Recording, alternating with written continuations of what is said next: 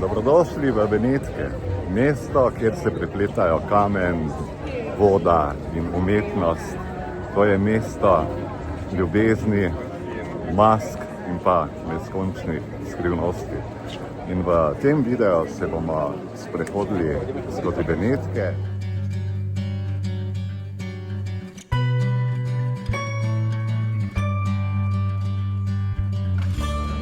Nahajamo se torej na trgu Svetega Marka. Sveti Marko, on je pravzaprav zavetnik Benetk, bil je evangelist, bili so 4. Sveti Marko se ni rodil v Benetkah, niti ne v Italiji, ampak najverjetneje v Sireni na območju današnje Libije ali pa morda v Jeruzalemu. Bil je spremljevalec apostola Petra in njegov učenec. Po izročilu je prav on zapisal Petrova pričevanja, zato se njegov evangelij pogosto imenuje tudi Petrov evangelij. Marko je potoval po vzhodnem Sredozemlju, oznanjal krščansko vero, nato pa se je ustalil v Aleksandriji, kjer je postal prvi škof.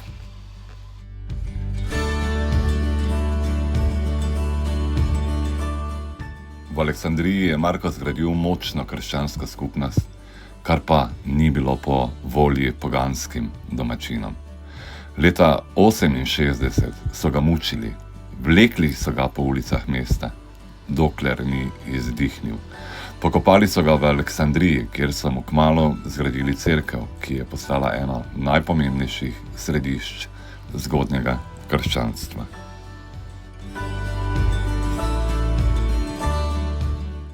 Več kot 700 leti pozneje, leta 828, sta dva beneška trgovca njegovo telo pretihotapila iz Egipta v Benetke. Da bi ga rešila pred muslimanskimi oblastmi, ki so prezirale krščanske relikvije, sta njegove posmrtne ostanke pretihotapila iz Egipta v Italijo. No, potem so njegove, legenda pravi, da tam so ga želeli pripeljati nazaj v Benetke, in potem so njegovo truplo ukradli in ga prešvercali nazaj, torej v Benetke. Zdaj pa takrat kako so pa to naredili, skrili so njegovo truplo na ladjo z pršutom in seveda, ko so prišli do carine, so rekli, kaj vozite, ja, pršut, valjda, No, in potem so imeli zraven pršuta tudi njegovo truplo, katera se pa še danes nahaja v tej cerkvi, ki jo vidimo tukaj za mano.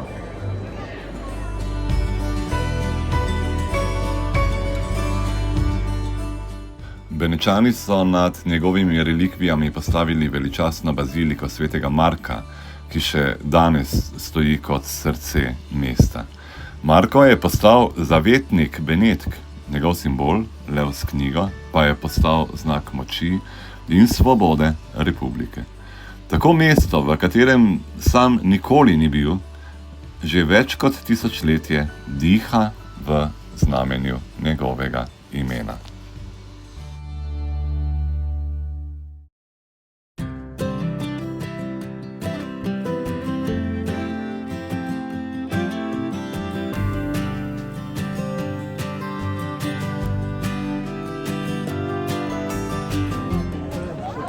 Tukaj za mano pa se nahaja, torej tam, Doževa palača.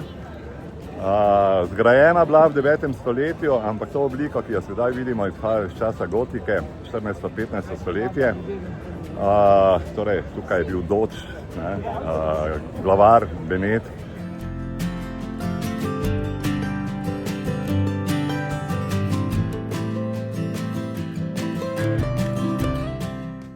Doževa palača ali Palazzo Ducale je ena najpomembnejših stavb v Benetkah, simbol moči, umetnosti in političnega življenja Beneške republike.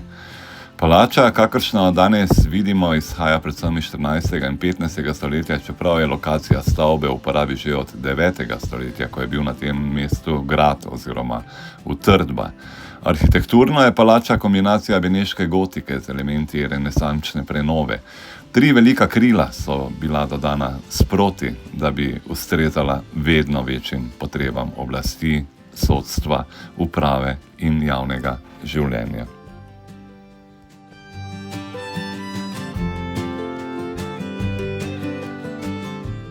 V Dogejevi palači se je zbirala vsa oblast Beneške republike.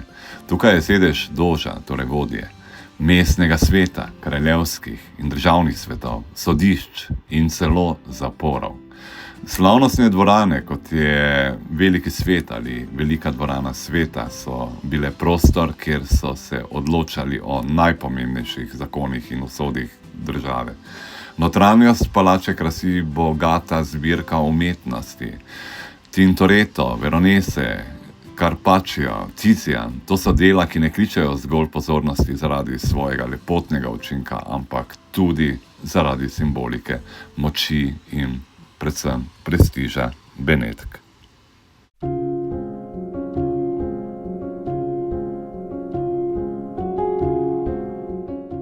Del palače so predstavljali tudi zapori. Najbolj znani so piombi, svinčene celice, pod streho palače, kamor so prenesli najtežje kazni, tudi politično zaprte. Most vzdiha, ki povezuje palačo s prenovljenimi ječami, je postal simbol zadnjega, žalostnega pogleda jetnikov na Benetke, preden jih zaprejo v temne hodnike.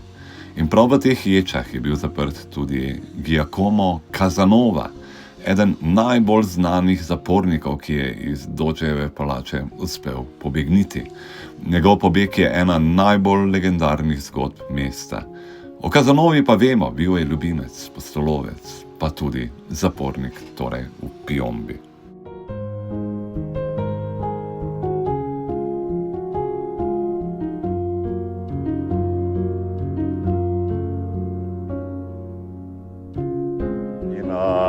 Istočasno so bili tudi tukaj zapori, bil je v njem zaprt tudi Casanova, zanimiva, njemu je uspel pobeg, eden redkih, oziroma če ne edini v takratnem času. In ena anekdota pravi, da ob svojem pobegu je naletel na varnostnika, ga pretental, se predstavil kot visoki uradnik in ta varnostnik mu je celo omogočil pobeg. Pobegnili so pa skozi streho z še enim zapornikom.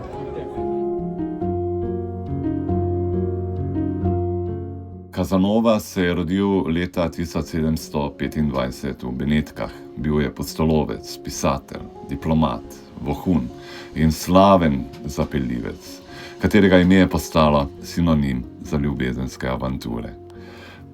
Veliko je potoval po Evropi, se družil z Voltairejem, Mozartom in kraljevimi dvorovi.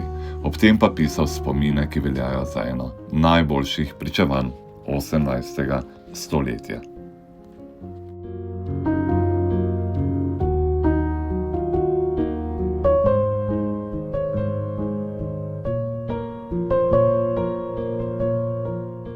Leta 1755 so ga Benečani zaprli v piombe, torej Dožejeve palače, zaradi nemoralnega vpliva in okultnih praks, a po 15 mesecih mu je uspel drzen pobeg, eden redkih v zgodovini. Kasneje je živel po evropskih prestolnicah, na koncu pa se umiril kot knjižničar na Češkem, kjer je napisal svoje spomine. Umrl je leta 1798, daleč od Benetk, a kot legenda, ki še danes buri domišljijo.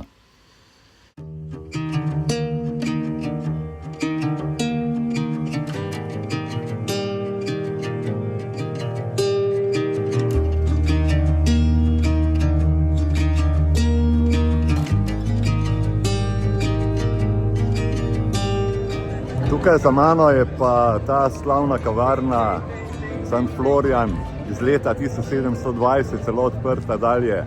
To je bil prostor, kjer so se zbirali eminentni gostje, Lord Byron, Goethe in nenazadnje tudi Casanova. No, še ena anekdota okoli te kavarne. To je bila pravzaprav v tistih časih edina kavarna, kamor so zahajale ženske, kar je pa bil seveda idealen teren za njega.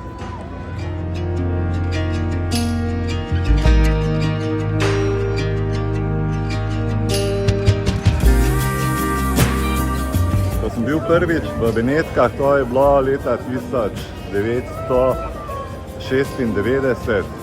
Sem na tem trgu pil kavo, ne imate verjeti, 10 mark sem takrat plačal za kavo. No, danes ni več takšna razmerja, oziroma ni več tako drago, pa če vsega sledim, niso več Benetke tako drage, kot so bile včasih, ampak v Sloveniji imamo velike cene, tako da to je to, ne. Dobi se tudi pica na cesti za 10 evrov, tako da skoraj toliko, kot pri nas v Slivnici.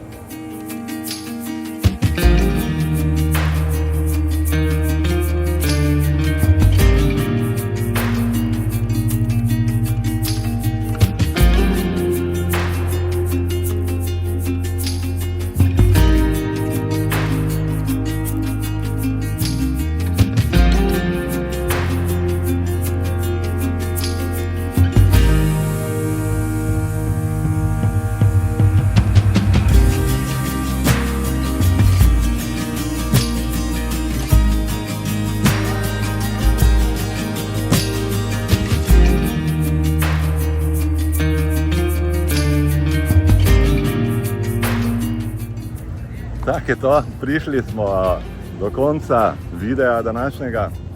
V zadnji čaka ladja, oziroma kmalu bo prišla ladja, zelo enostaven transport, tukaj pa Benetka. Na to ladjo se gor pa dol voziš, plačaš pa dnevni pas in to je to. Tako da, ja, hvala še enkrat, ker ste bili z mano, vidimo se v kakšni drugi dogodivščini, jaz pa grem zdaj v Pordenone. No, tam bomo pa peli Beethovenova 9. simfonija in komaj čakam. Ja, to bo šele to. Ok, lep pozdrav vsem skupaj in se vidimo.